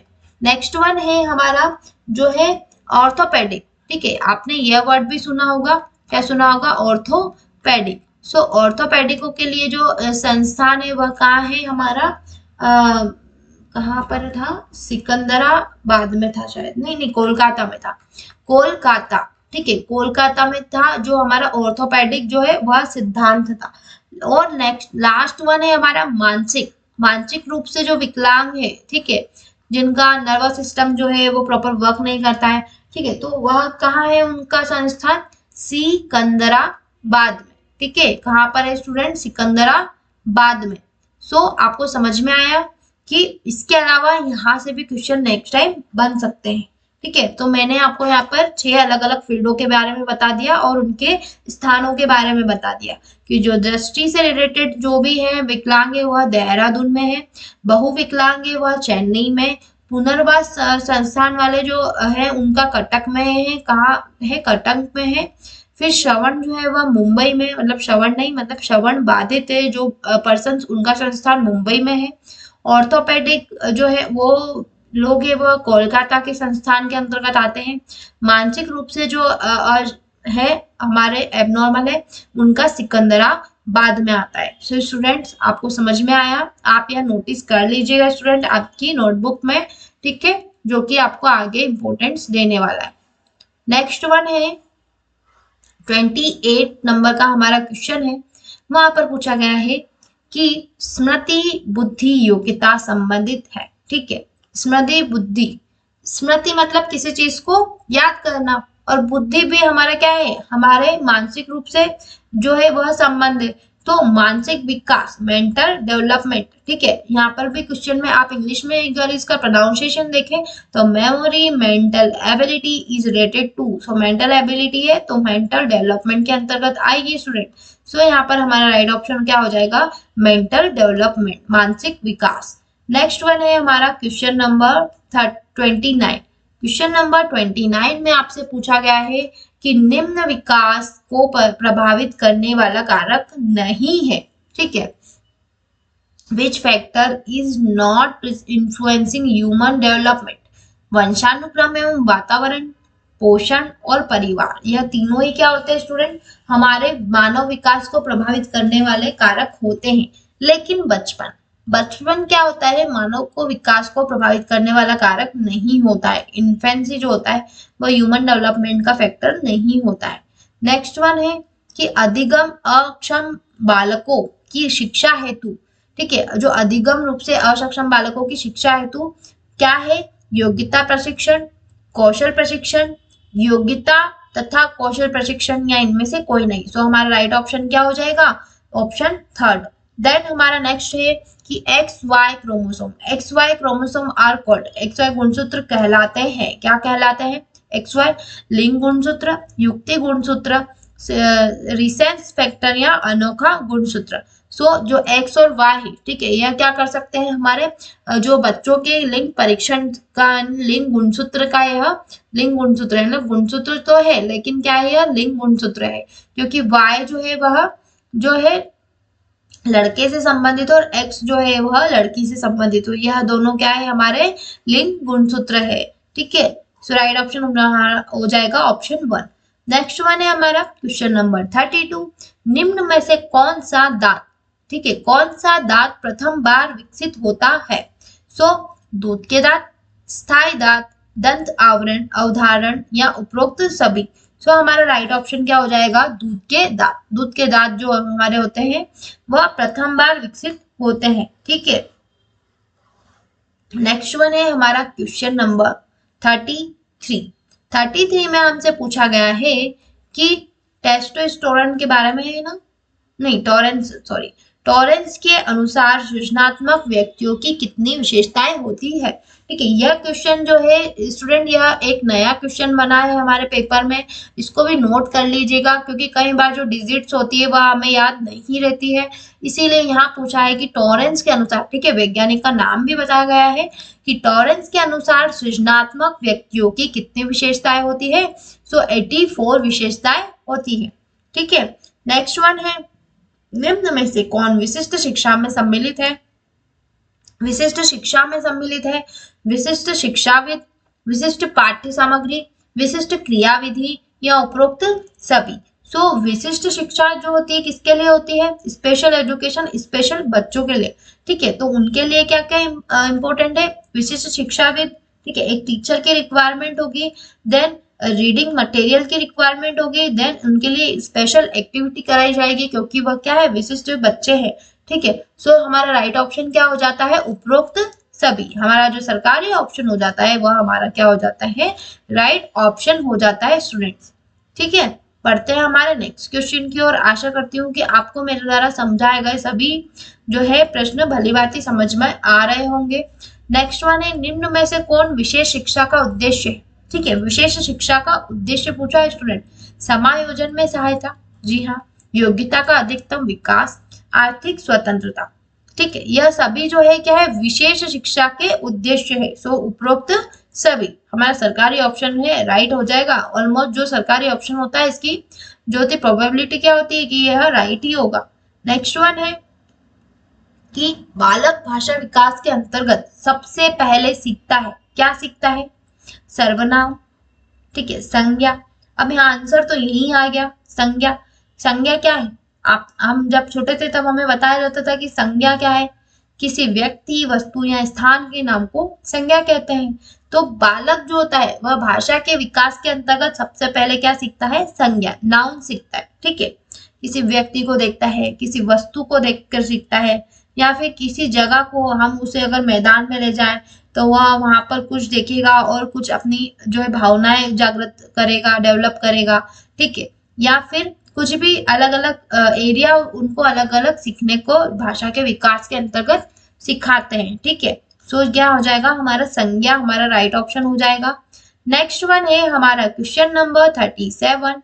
यहाँ हमसे पूछा गया है कि विशिष्ट बालकों एवं महिलाओं की देखभाल हेतु राष्ट्रीय स्तर का कार्यक्रम क्या है, ठीक है। विशिष्ट बालक है, ठीक है। तो क्या हो जाएगा हमारा राष्ट्रीय स्तर का कार्यक्रम? DMCAR, ठीक है, DMCAR, ठीक है। देन DCRAW, ये एक इन्होंने क्या कर दिया, इन्होंने क्रम को आगे पीछे कर दिया। DWCRA या फिर DRACW, ठीक है। सो यहाँ पर हमारा क्या हो जाएगा? क्वेश्चन जो है DWCRA हमारा क्या हो जाएगा? राइट ऑप्शन हो जाएगा। जो क्या आता है?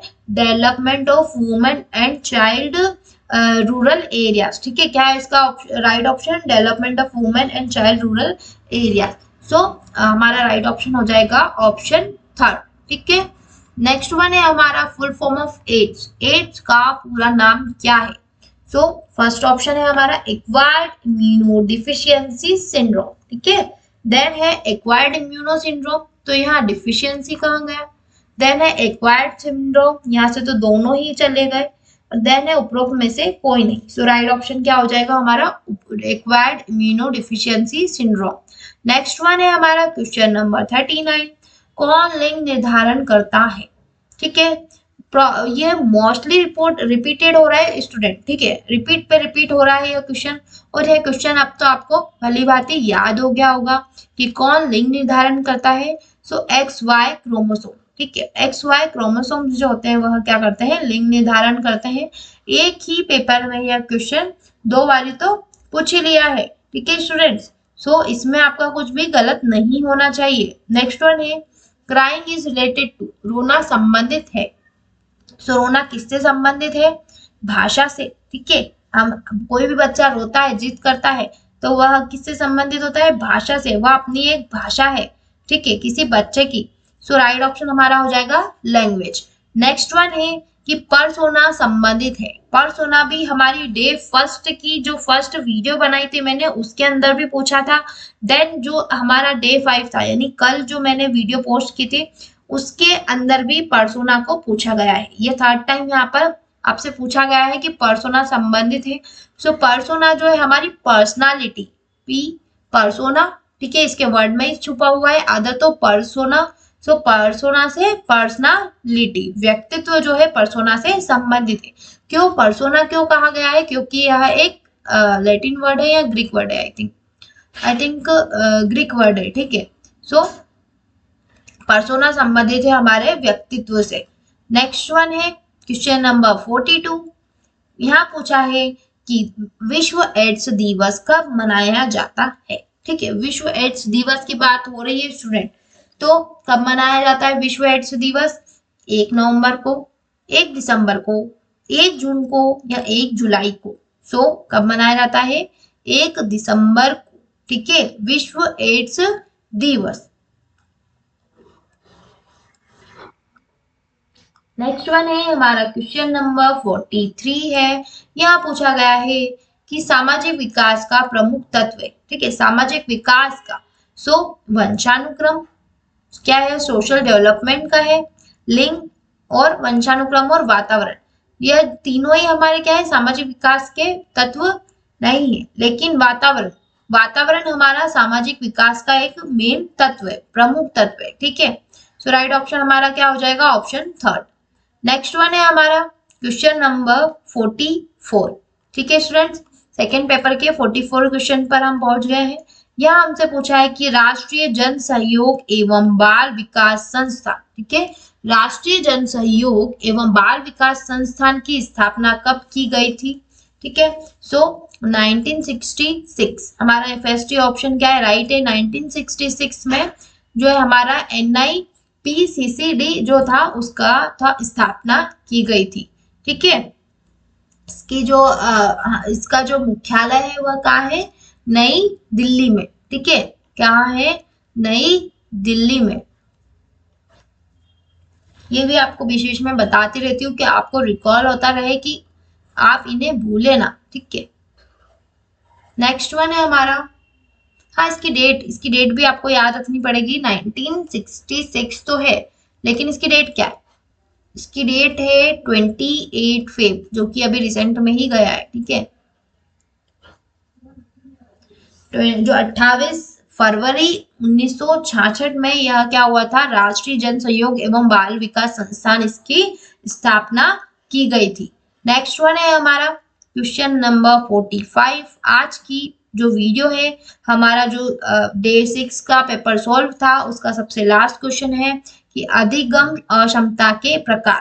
तो क्या है, गणित संबंधी समस्याएं, लिखने की अक्षमता, पढ़ने की समस्या या उपरोक्त सभी। सो अधिगम अक्षमता, ठीक है, जो हमारी लर्निंग जो है इनेबिलिटी है, ठीक है, उसका प्रकार पूछा है। तो यह सभी जो है इसके क्या है, प्रकार है। गणित संबंधी समस्या भी हो सकती है, लिखने की समस्या भी हो सकती है और पढ़ने की समस्या भी हो सकती है। सो यहाँ पर हमारा राइट ऑप्शन क्या हो जाएगा students, all of the above. So students आशा करती हूँ कि आपको मेरे द्वारा समझाए गए सभी क्वेश्चन समझ में आ रहे होंगे।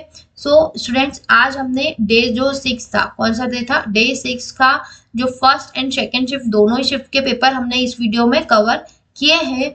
सो स्टूडेंट मिलते हैं आप नेक्स्ट वीडियो में, ठीक है। जब तक के लिए आप इनको प्रॉपर देखिए और रिविजन कीजिए, ठीक है, और जो नए क्वेश्चन है उनको नोट कीजिए। सो स्टूडेंट्स थैंक यू, मिलते हैं नेक्स्ट वीडियो में।